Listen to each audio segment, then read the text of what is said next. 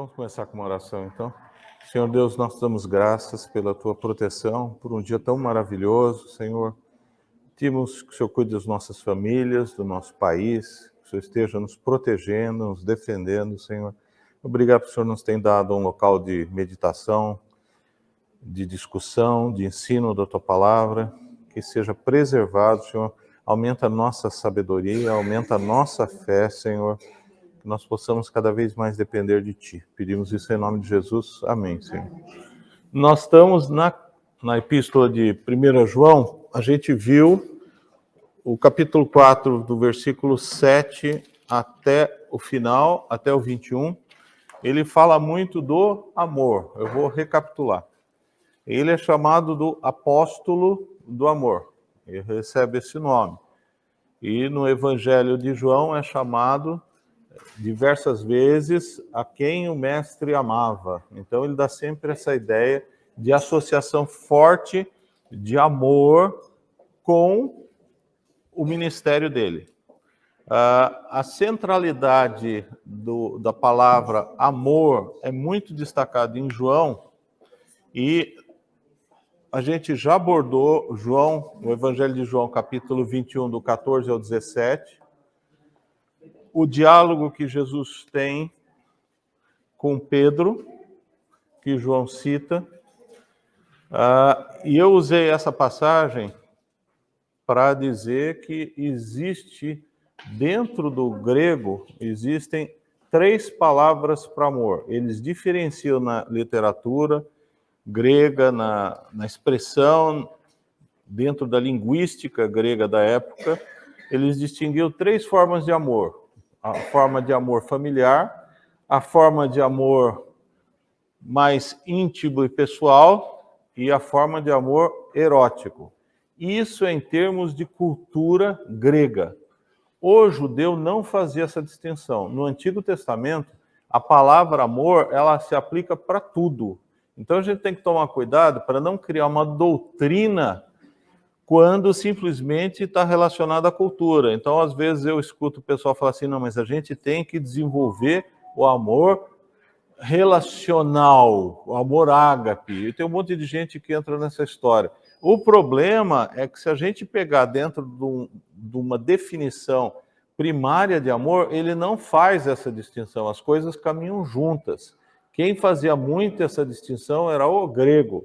E então, não entre nesse barco, porque vocês vão começar a criar confusão, tá? Ah, mas o casamento qual que é? Tem que ter amor ágape e tem que ter amor eros.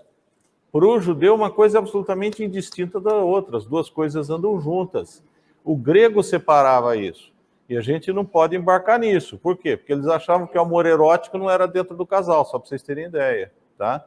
Eles tinham amor eros com pedofilia, eles tinham homossexualismo, eles tinham fora do ambiente familiar, não tem nada a ver com o cristianismo isso. Agora, ele respeita a linguagem, tá? Então dá uma olhadinha em João 21, 14 e 17, porque para nós o tradutor simplesmente ele traduziu do mesmo jeito, tá? Vamos abrir João 21, Evangelho de João. É um evangelho completamente diferente dos outros, até porque o público que ele escreve é um público diferente, não tem nada a ver com formação judaica. O último capítulo, capítulo 21, de 14 a 17, tá? Diz assim, e já era esta a terceira vez que Jesus se manifestava aos discípulos. A manifestação de Jesus para os discípulos, direcionado às pessoas que interessava como testemunho, era físico, para mostrar que ele ressuscitou. Por quê? Porque senão iam dizer que ele era um espírito, que ele era um fantasma. Por isso que quando Jesus ressuscita, ele fala, vamos na lanchonete? Vamos comer? Tá? Então, essa é a essência do cristianismo. O cristianismo fala que precisa da ressurreição. Se Jesus Cristo não ressuscitou, vã é a nossa fé. Então, nós cremos na ressurreição de Jesus como sendo primeiro dentro todos aqueles que acreditam nele. E já era esta a terceira vez que Jesus se manifestava aos discípulos, depois de ressuscitado dentre os mortos. Depois, no 15, depois de terem comido, perguntou Jesus a Simão Pedro: Simão, filho de João, amas-me mais do que os outros? Ele respondeu: sim, Senhor, tu sabes que te amo. Então, é muito interessante essa passagem, porque se a gente... Aqui vai ter um trocadilho, tá? Que a gente não vai entender. Ele faz um trocadilho se Pedro, Simão Pedro, ama no sentido relacional Jesus. E a resposta é sim. E aí tem uma afirmação de Jesus: se você realmente me ama, você tem que fazer alguma coisa. Amor e ação andam conjuntas, elas não andam separadas no conceito bíblico. A gente tem muita ideia popular de que amor é um sentimento que fica guardado a 7 chaves, não é isso? Ah, ele ama tanto, não sei o quê, o cinema fala isso, as músicas falam isso. No conceito do Antigo e do Novo Testamento, a gente vai trabalhar um pouco nesse sentido, amor está relacionado à ação. Vai o marido não levar uma rosa no dia do aniversário da mulher, o que acontece? Né? Cara feia, né? Tá? Nem que lembre de alguma coisa, mas tem que lembrar. Então, amor... Não entendi? Essa é a experiência de mais tempo de casado, né? O duro é quando você começa a pôr a tradição de dar uma rosa por ano de casamento. Aí quando começa a chegar, você chega na floricultura, não tem mais nem rosa para aquilo ali, né? Mas vamos lá. Ele responde: sim, Senhor, tu sabes que te amo. Ele está afirmando que Jesus sabe disso. Jesus sabe, mas o que ele pede? Uma ação. Ele pede: apacenta os meus cordeiros, tá? Dentro da igreja, nós não temos sacerdotes. O que a gente tem como função? Pastor. Pastor cuida e ensina. É diferente de outros grupos religiosos que têm um sacerdote, que é um intermediário entre Deus e os homens. Dentro da igreja, os pastores não são intermediários entre Deus e os homens. Os pastores são aqueles que cuidam, que ensinam, que ministram, tá? Depois, no 16, ele vai falar: tornou a perguntar-lhe pela segunda vez: Simão, filho de João, tu me amas? Pergunta a mesma coisa. Por quê? Tudo que é importante na Bíblia você vai ter citado algumas vezes. É a repetição. E ele respondeu: sim, Senhor, tu sabes que te amo. Disse-lhe Jesus: pastoreia as minhas ovelhas. Tem uma nuance aí entre apacentar e pastorear, mas da mesma ideia, de cuidado. Então, se realmente alguém ama Jesus e se propõe a estar no serviço dele, ele tem que ter cuidado com as ovelhas, tá? Aqui, de novo, ele usa a palavra que é traduzida por amor relacional, amor de amizade, amor da intimidade relacional, tá? E no 17, pela terceira vez, perguntou Simão, filho de João: tu me amas? Pedro entristeceu-se por lhe ter dito pela terceira vez. Por que isso? Porque Jesus está pedindo confirmação, tá? Algum de vocês deve lembrar quando namorava. Lembra quando namorava? Que chegava assim pro namorado, assim: você me ama? E aí a resposta: sim. Aí vinha a segunda pergunta: de verdade? Não era isso? E aí você falava, você olhava para cima: tá bom, é verdade. Aí vinha a terceira vez: mas você tem certeza? Não é isso que fazia? A Cláudia ficou vermelha. Não. Tá? E respondeu-lhe: Senhor, tu sabes todas as coisas. Ele está reconhecendo reiteradamente que Jesus é onisciente. Ele está simplesmente se abrindo. Isso é uma coisa importante. Por quê? Porque o amor precisa de diálogo, precisa de demonstração. Então, mas se Jesus se satisfez com a resposta dele aqui, primeira, segunda vez aqui, a mulher nunca está... Por isso que eu fiquei vermelha, porque a gente passa o casamento com as outras, brincando, né? Assim, Está sempre perguntando, a pessoa fala, te amo. Aí você, ama mesmo, né? Então, é legal a gente conversar sobre isso. Eu pensei que fosse só comigo em casa. Não. Não. A mulher é diferente do homem, né, pastor? Sim, deveria ser, né? Estar ouvindo sempre. Sempre, Isso, né? sempre. A mulher é ouvido, o homem é visão, tá? Essa é a diferença. Então, a mulher é seduzida no bom ou no mau sentido pela conversa. O homem é pela visão, tá? Pastor, mas eu já li isso aqui sobre esse texto, que cada vez que Jesus pergunta, ele usa uma palavra para amor e Pedro responde não com a mesma palavra, igual ele fala. Jesus pergunta falando ágape, e ele não responde falando. O pessoal fala isso, só que eu fui ver o texto, é tudo ágape. Ele só muda no 17. A resposta de Pedro é ágape também? Só muda no 17, tá? No 17 muda, depois você dá uma conferida.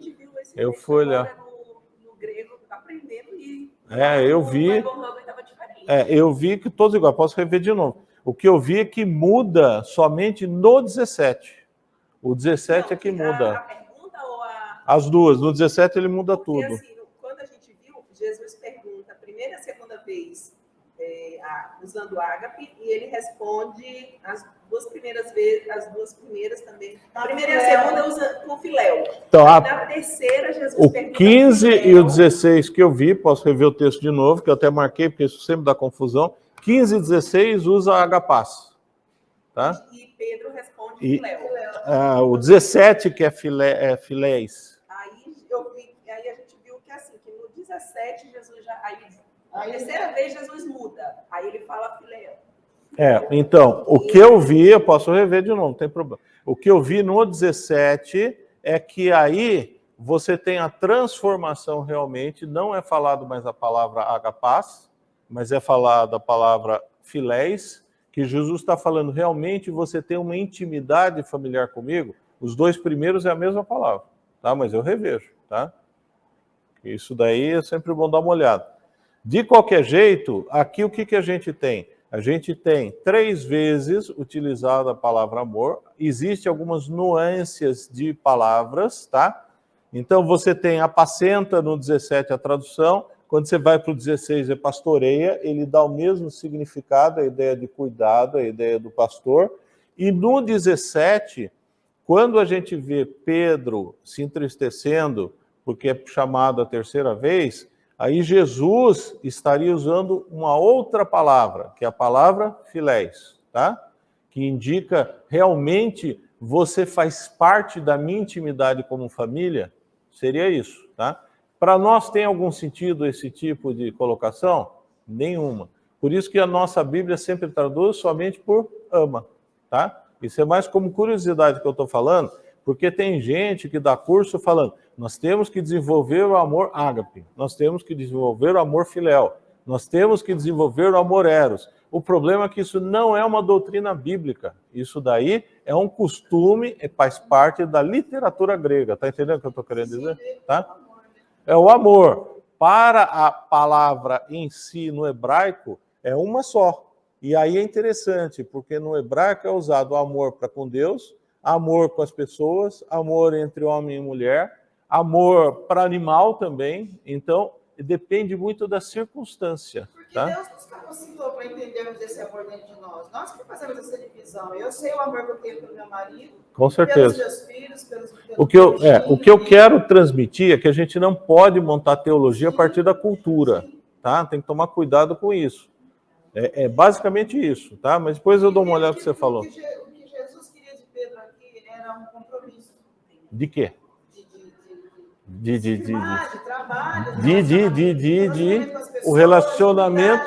O relacionamento com Jesus ele já tinha, concordam? Sim. E o que Jesus está pedindo para ele? Relacionamento com os demais. Que ele tenha uma ação. Então a ideia é de ação, tá? Amor ele tem obrigatoriamente que ter ação, tá? Se não tiver ação, ele é incompleto. A fé sem obras é morta, tá? Tiago fala muito e bate nessa tecla. Amor sem manifestação não é amor. A gente pode fazer uma extensão. Exatamente. Quando vai para 1 Coríntios 13, pode ir lá de 4 a 8, que a gente acha muito bonito, o pessoal coloca, faz até musiquinha, né? Paulo está escrevendo para uma igreja que é complicada, uma igreja que é difícil, uma igreja que é egoísta, uma igreja que ninguém se preocupa com os outros, e ele fala da necessidade de amor na igreja, a necessidade de relacionamentos, tá? E ele fala, aí sempre tem esse problema, amor é sofredor. Então tem alguns que falam assim, amor, então é para corintiano a igreja de Coríntios, né? Que é sofredor. Mas é interessante porque sofredor, benigno, não invejoso, não trata com superficialidade, leviandade, não se orgulha, se ensoberbece, não se porta com indecência, não busca os seus interesses, não se irrita, não suspeita mal, não folga com injustiça, mas folga com a verdade, tudo sofre, tudo crê, tudo espera, tudo suporta. Ele está dando algumas características da manifestação do amor na vida das pessoas, tá? Por que ele está falando isso? Ele é judeu. Toda vez que o judeu pensa, escreve no Novo e no Antigo Testamento, ele trabalha com a ideia dos opostos. Então aqui ele está falando que essa igreja, ela não sofria junto com as pessoas. Se alguém estava passando mal, estava sendo necessidade, não é comigo. A igreja de Cristo, a igreja de Jesus não pode fazer isso. Os membros da igreja, se alguém está sofrendo, você tem que participar. Quando ele fala que o amor é benigno, o que significa isso? Age com bondade com as pessoas. Porque dentro da igreja de Corinto, as pessoas eram cada um para si e Deus para todos. Ninguém se preocupava com ninguém. O amor não é invejoso. Mas ele está com um carro tão novo. Mas você viu a roupa que está usando hoje? Não é isso? A maquiagem é essa igreja de Corinto. Então, realmente, quando você começa a ser transformado pelo Espírito Santo, quando você começa a trabalhar com a Escritura, quando você começa a conviver com as pessoas, você vai ver que a inveja começa a ficar de lado, tá? Então, essas são manifestações de amor dentro da igreja.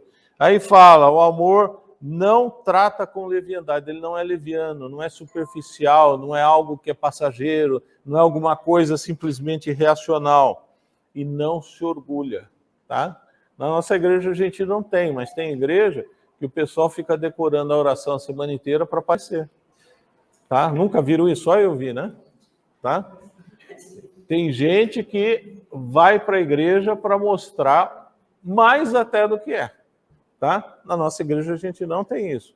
Mas tem igreja que é assim. A pessoa é um diácono.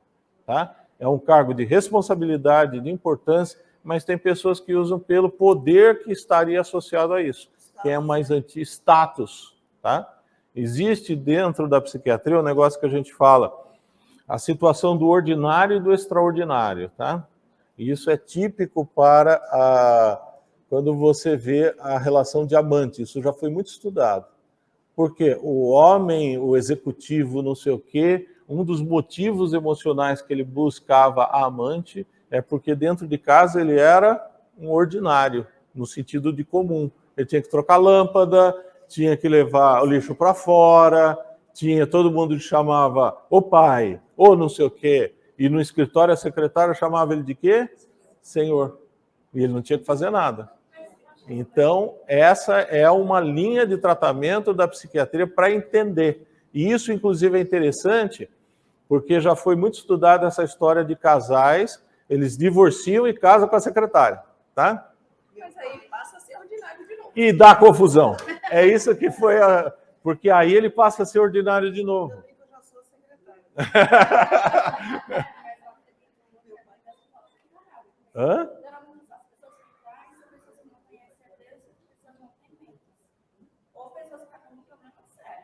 Olha, não é tão simples. Você nunca pode chegar para uma traição ou para uma quebra e falar só por causa disso. Cada caso é um caso. Tem cantada, tem problemas, tem dificuldade. Hã? Na época, na moral, por exemplo, eu viajei. Não ponha problema pessoal aqui. Aqui é a escola bíblica dominical, o aconselhamento é separado.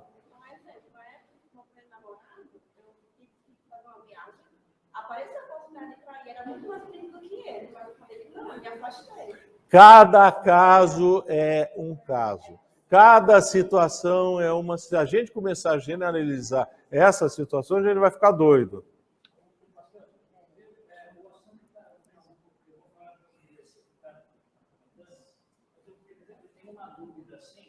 O Senhor, no comecinho, disse que Jesus Cristo, quando ressuscita,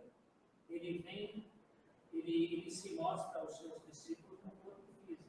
Sim. No entanto, no versículo 31, do capítulo 24, quando ele aparece lá com os discípulos de Emaús, a Bíblia, quando ele parte o pão, os discípulos o reconhecem e ele desaparece. Sim. Mas por quê?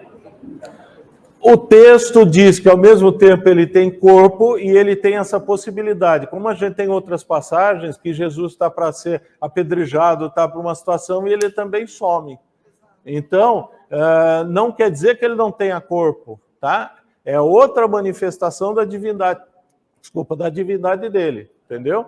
Mas realmente tem isso. Mas quando ele é perseguido, ele vai ser apedrejado pelos fariseus, que ele se reconhece, eu sou, que ele está chamando, ele também some do mapa. Como é que pode sumir do mapa? Entendeu? Então tem isso. Vamos lá. Então, o que eu estava falando? Então, a ideia de quando Paulo está repreendendo os coríntios é sobre manifestações do amor. Então, uma igreja que ama é uma igreja considerada positiva. Quando a gente vê testemunhos aqui na igreja, um dos que chamam sempre mais atenção e que é mais frequente é que a pessoa fala assim, aqui eu fui bem recebido, tá? Porque essa é uma manifestação. Você não cria partidos, você não cria disputas, você não tem divisão. Vocês vão ter mais amizade com um com o outro? É óbvio, tá? Vocês vão ter até algumas empatias naturais, umas antipatias naturais, faz parte, mas você tem que identificar e trabalhar com isso, tá? Orar. E eu já vi pessoas agradecendo a Deus por ter gente chata na igreja, porque aí ele conseguiu crescer espiritualmente, tá? Vamos lá. Não, essa igreja não tem chato, tá? Ok. Abram comigo em Mateus, tanto faz, Mateus 10, 27. A gente vai trabalhar um pouquinho com a ideia de amor.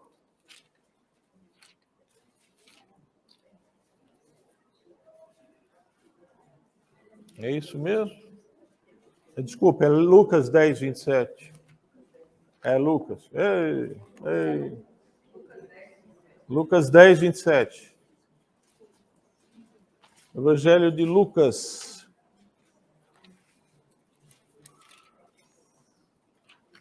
Lucas é a abreviação de Lucianos.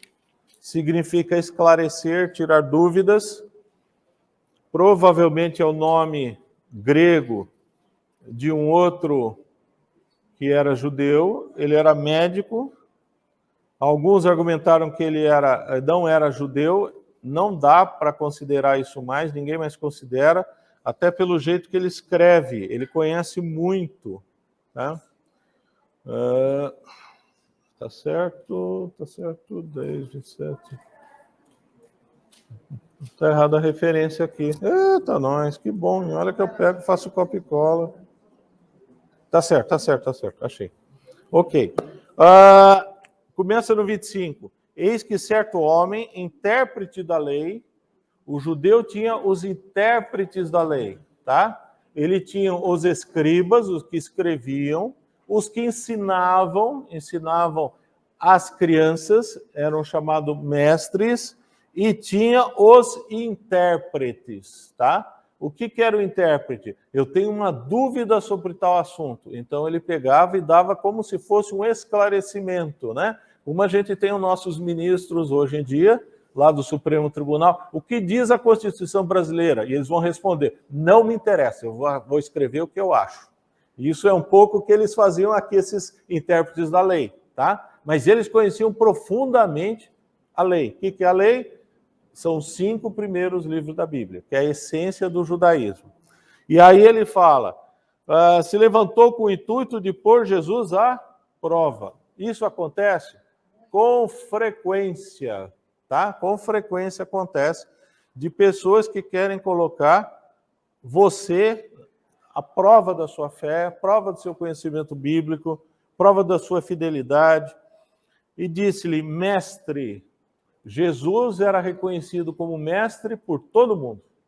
A sabedoria de Jesus, o conhecimento bíblico de Jesus era inquestionável. Nos evangelhos se fala que ele discutia, apresentava a lei de uma maneira muito simples, de uma maneira que as pessoas entendiam, diferente dos doutores da lei, que é o caso desse senhor que está aqui, tá? Mestre, que farei para herdar a vida eterna? Alguém que é mestre na lei, alguém que conhece a Torá, alguém que se dedica a isso, é profissão. Não é que ele fazia de fim de semana. Ele era integralmente um intérprete da lei. Tá? E ele pergunta: que farei para herdar a vida eterna? Olha só que pergunta teológica. Tá? Como eu vou ficar com Deus? Como que eu devo ter minhas atitudes para ficar com Deus na vida eterna? E no 26, Jesus lhe pergunta. É muito interessante, porque Jesus tem uma didática completamente diferente do que a gente imagina. É uma didática que às vezes a gente tem que usar. Quando tem um chato que está nos pondo à prova, você não precisa dar resposta, porque ele não quer a resposta. Então você faz uma pergunta em cima. Jesus, quando era para explicar, ele explicava para quem merecia a explicação, para quem estava do lado dele. Mesmo essas parábolas, que são maravilhosas, como até com recurso de ensino, recurso literário, ele explicava para quem interessava. Para quem não interessava, ele só confundia, porque o pessoal lia aquilo, não entendia nada, falava que bonito. E Jesus pergunta: que está escrito na lei? Lei são os 5 primeiros livros da Bíblia, a Torá. Como interpretas? Ué, Jesus já foi de cara. Você é o intérprete da lei? Como que você interpreta o que está escrito na lei? E ele responde de boca cheia. De boca cheia. Amarás o Senhor teu Deus de todo o teu coração, de toda a tua alma e de todas as suas forças, de todo o entendimento. Amarás o teu próximo como a ti mesmo. Então Jesus lhe disse: respondeste corretamente. Faze isto e viverás. Ué, ele sabe o que está escrito. Só tem um problema. Saber só adianta alguma coisa? O que precisa? Aplicar. Precisa de ação. E aí vem uma pergunta estranha que o mestre da lei faz. Ele pergunta o quê? Quem é o meu próximo? Tá? E aí ele fala uma coisa mais estranha possível. Ele fala que quem age na relação de próximo, ele cita quem? Um samaritano. O samaritano era alguém odiado pelos judeus. Era alguém considerado de segunda classe.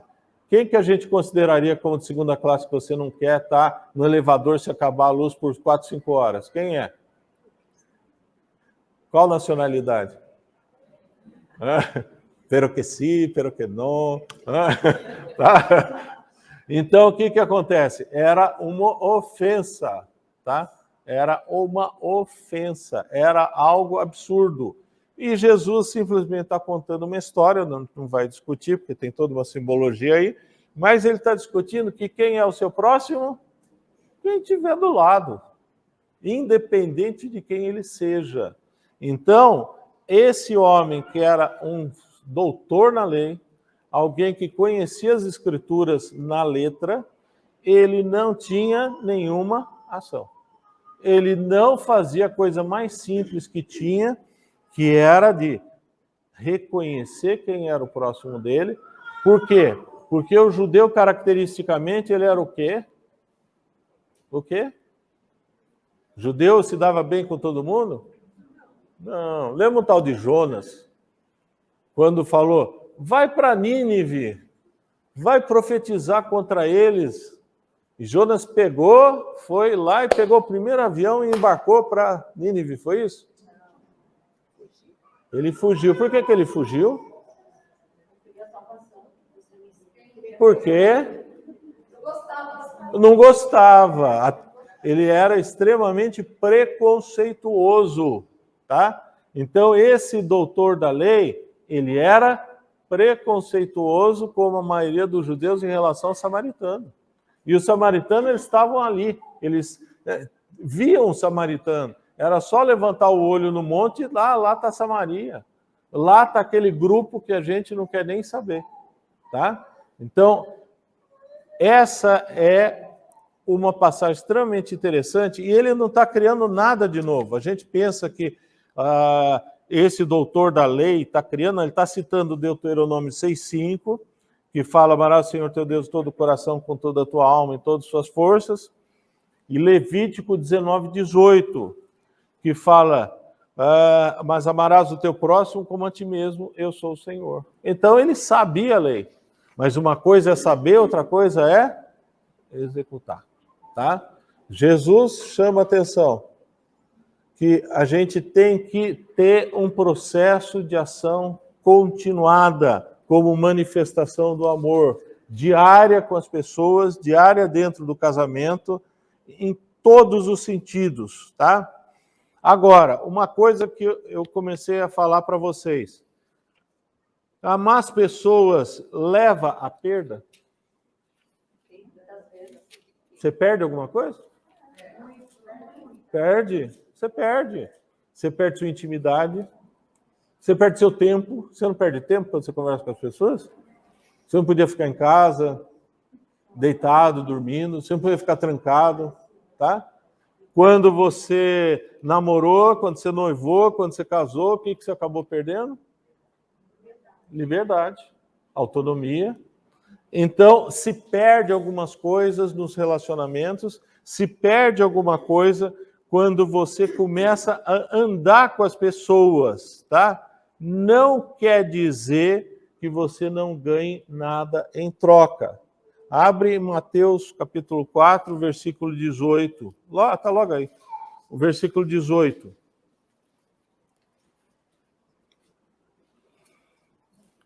Já acharam? Caminhando junto ao mar da Galileia, é um grande lago, não é mar, mas eles chamavam de mar, viu dois irmãos, Simão, chamado Pedro, e André, que lançavam as redes porque eram pescadores. E disse-lhe: vinde após mim e eu vos farei pescadores de homens. Então eles fizeram o quê? Deixaram imediatamente e o seguiram. A ideia de deixar para seguir Jesus faz parte da vida cristã. Quem reconhece Jesus como Senhor e Salvador vai largar algumas coisas, tá? Vai largar o meu jogo de futebol. É justo na hora do batismo, não é isso? Afinal, eu não gosto de futebol, mas a final de Roland Garros é domingo às 10h30 da manhã. Então, algumas coisas você vai perder. Só que você vai ganhar outras coisas. Lucas 14, 26.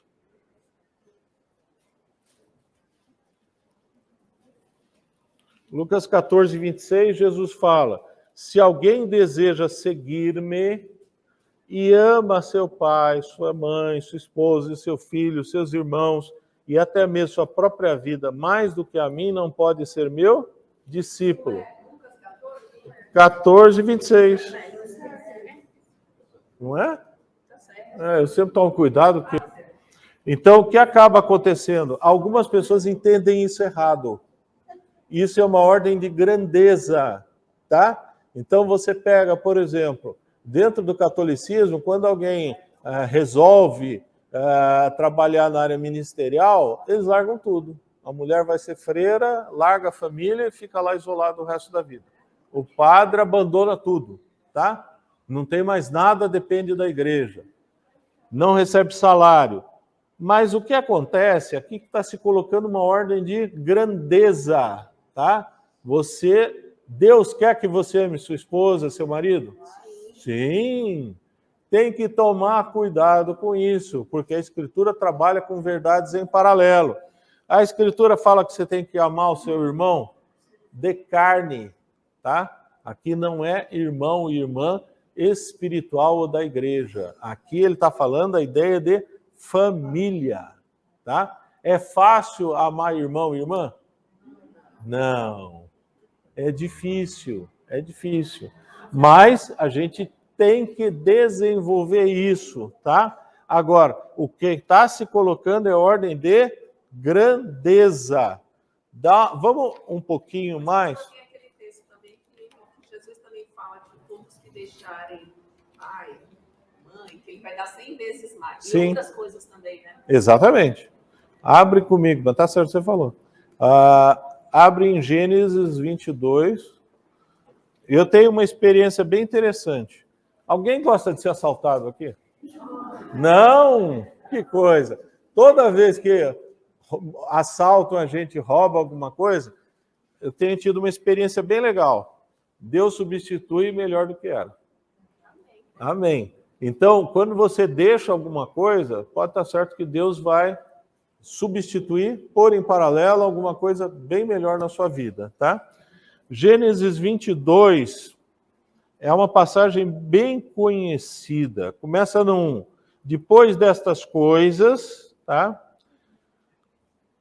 Pois Deus, Abraão, aprova, ele está falando da passagem anterior, quando fala que Abraão faz aliança com Abimeleque, que expulsa Agar para o deserto, etc. É só uma questão temporal.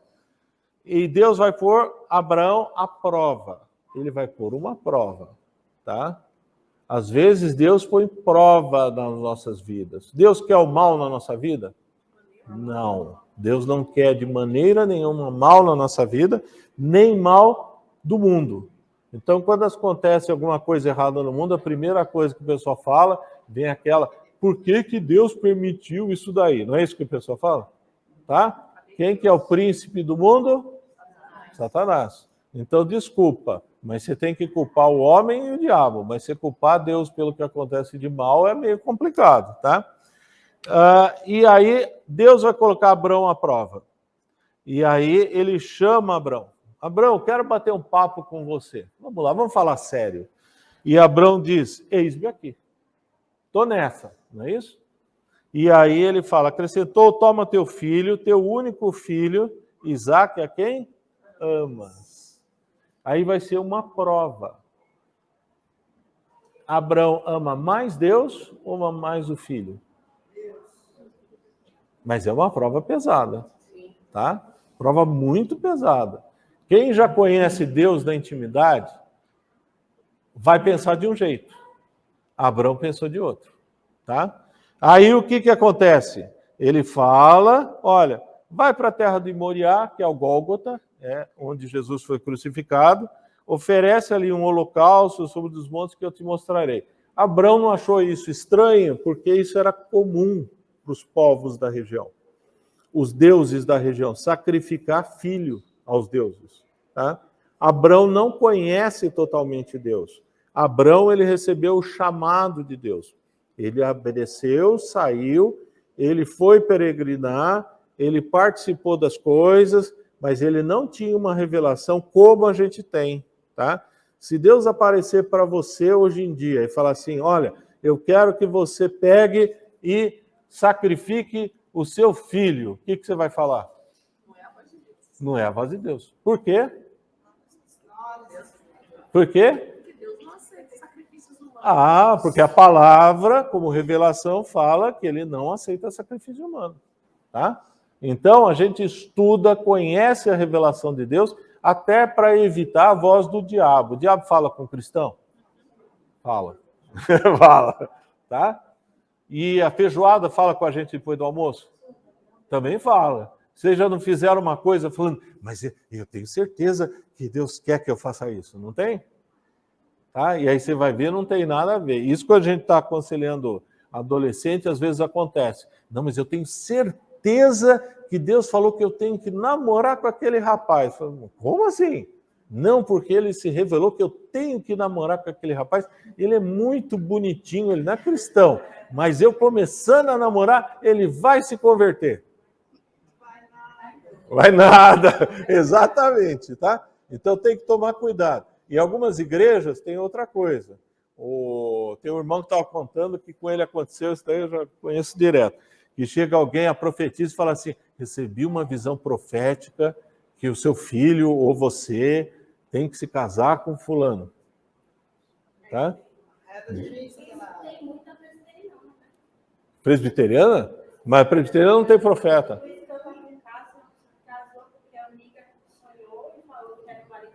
Ah, mas isso daí não é coisa de presbiteriano. Presbiteriano é sensacionista. Ah, mas o presbiteriano é meio penteca, né?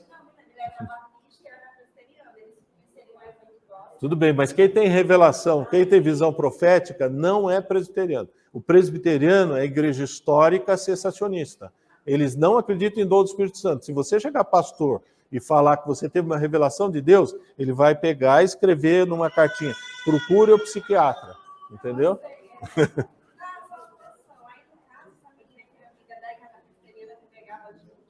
Sonhou com o namorado dela, sendo que a minha amiga dela de casamento, contou para ele, aí ele pediu casamento e os dois formaram a família.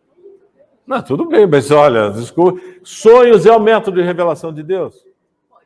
Pode ser, nós não vamos discutir, pode ser. Agora, cuidado, porque algumas vezes ele tem algumas certezas que não são de Deus.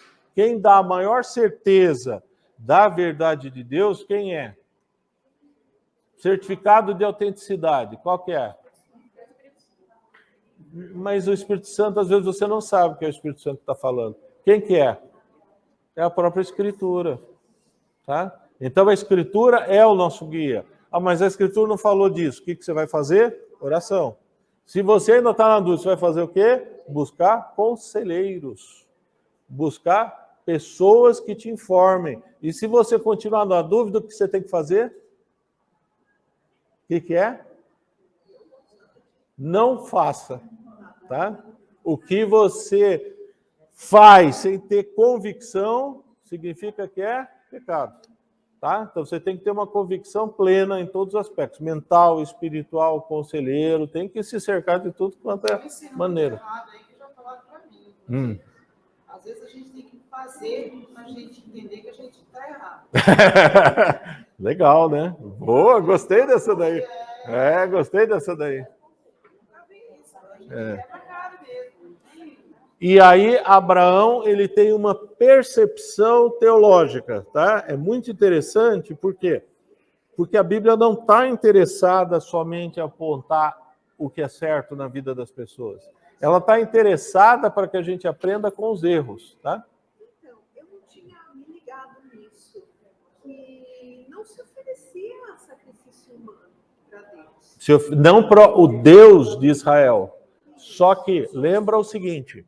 Abraão é chamado por um Deus, tá? Esse Deus se identifica, o Deus do teu pai, o Deus que te chama, tá? Quando que Deus é chamado de eu sou quem eu quiser ser? Só em Êxodo capítulo 3. Então... Ele pensou que ele iria sacrificar o filho para morte? Não, ele recebe o chamado de um Deus, tá? Quem é esse Deus? Eu não sei, tá? Nós somos chamados por Jesus. Você conhece totalmente Deus e Jesus quando você foi batizado? Não. Você vai aprendendo, conhecendo, desenvolvendo uma intimidade, tá? Mas a ideia dele era o Deus de Israel. É o Deus que tirou ele da onde? Da terra dele, tá? Tirou ele de Ur da Caldeia. Não era Deus de Israel, por quê?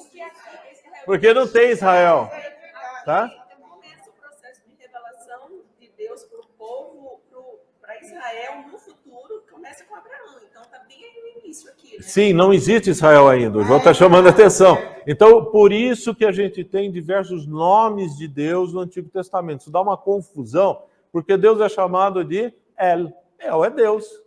É chamado de El Shaddai, o Deus Altíssimo. Achou estranho o sacrifício do seu próprio filho? Considerando, faziam. Isso.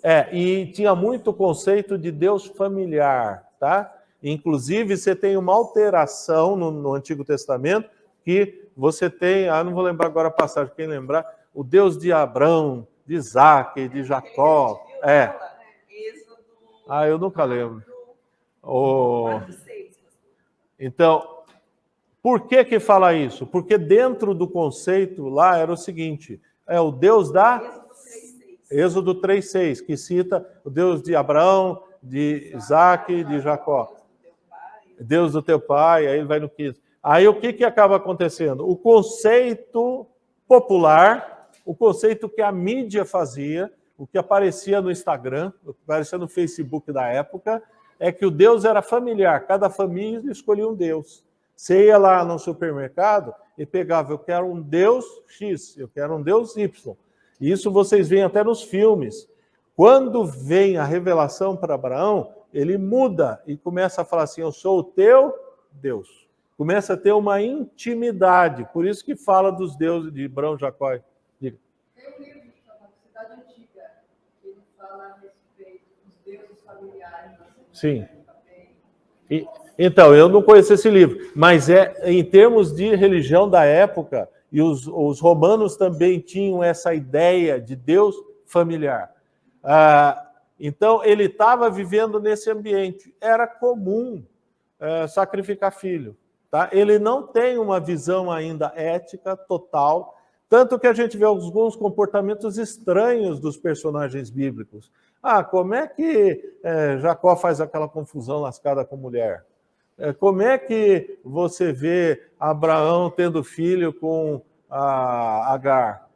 Por quê? Porque ele está dentro de um contexto social e ele não tem uma revelação ética, moral plena. Hoje a gente não tem mais desculpa. Se a gente fizer coisa errada, não dá para. Mas Abraão não tem essa revelação. E às vezes a gente faz julgamento em relação a eles, né? Não entendi? Às vezes a gente faz Exatamente. em relação a eles. Eu já fiz isso daí também. Recém-convertido, eu meti bronca. Sim. E falei, imagina, Abraão, que absurdo, que testemunho ruim. Aí Deus me mostrou que eu não posso ficar fazendo esse tipo de queixa. Analisar o contexto cultural da época. Exatamente. E a própria capacitação da pessoa. Então tem que tomar cuidado o que a gente faz. Qual que era o conceito teológico de Abraão? Ele poderia sacrificar o filho? Na cabeça dele. Na cabeça dele, sim. Sim. E o que ele pensava? Mas Deus prometeu que eu ia ter um filho que ia gerar uma posteridade. Como é que eu fico nessa situação? Qual que é a solução que ele pôs na cabeça dele? Aonde está isso? Está lá em Hebreus. Em Hebreus. Mas aqui também ele fala mais para frente para os empregados dele lá, eu vou subir com um moço e depois voltaremos. Então, eu não sei se o original está realmente assim. Tá. Então, significa que ele realmente acreditava que ele ia voltar com Isaac. O autor de Abraão, não dá para entender isso daí. Mas se ele fala que vai voltar aqui... Você fala pro seu marido, eu vou no shopping, mas eu não vou comprar nada. Não dá para você considerar como ele tendo uma decisão. Por que a gente não considera isso como uma decisão? A gente vê que no final, o que ele está fazendo quando o anjo intervém? O que ele está fazendo? Provavelmente estava Estava pronto para sacrificar. Então, na cabeça de Abraão, não teria problema sacrificar o filho, porque Deus ia fazer o quê? Ressuscitar. A doutrina dele estava correta? O ensino, a teologia dele estava correta? Para a cultura dele, sim. Para nosso conhecimento da Escritura, estava tudo errado. Porque jamais se sacrificaria um filho. Tá? Tem algum outro exemplo no Novo Testamento de um rei que resolve oferecer em sacrifício? Ele tão contente e fala assim, agora o primeiro que passar pela porta, eu vou sacrificar ao nosso Deus Altíssimo. Aí quem passa em primeiro lugar é a filha dele única. Tá? E aí ele faz outra besteira. Qual é a outra besteira? Ele vai adiante. Tá? Porque se você tomar algum propósito que é contra a vontade de Deus, mas eu fiz um juramento... Esquece, Deus não se agrada que você... É melhor você assumir a responsabilidade e falar, pisei na bola. Estou fazendo esse tipo de sociedade, estou fazendo esse tipo de negócio. Você ainda não fez. Aí cai a ficha que você está fazendo besteira. Mas agora eu dei a minha palavra. Mas agora eu já fiz um pacto com Deus. Deus não quer que você faça pactos que são contra a vontade dele. Deu para entender? Acompanharam até aí? Amor significa relacionamento, significa ação. Amor está sujeito a perdas, cuidado. Você pode ser colocado à prova. Jamais você vai ser colocado à prova do mal por Deus, mas você pode se colocar à prova, tá? E algumas coisas que você perde, segundo Deus, elas são compensadas. A Luciana chamou bem a atenção da passagem que fala isso, que Jesus mesmo chama sobre isso. E isso a gente vê na vida prática. Os que são casados há bastante tempo e não moram com a sogra, casariam de novo? Nossa, todo mundo quieto, as mulheres aí. Eu casaria de novo. Tá? Então, é exatamente isso. Quer dizer, a experiência do casamento, ela implica em perdas, só que ela implica em ganhos. E quando você tem um relacionamento em amor, isso vai para amizade, isso vai para filhos, isso vai para qualquer coisa, tá? E outra coisa, algumas pessoas acabam falando assim, mas eu perco tudo se eu começar a caminhar com Jesus?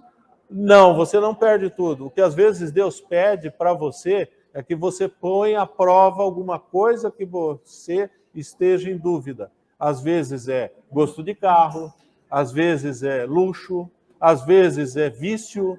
Cada um vai ter um ponto específico que Deus precisa trabalhar, tá? Alguém termina em oração?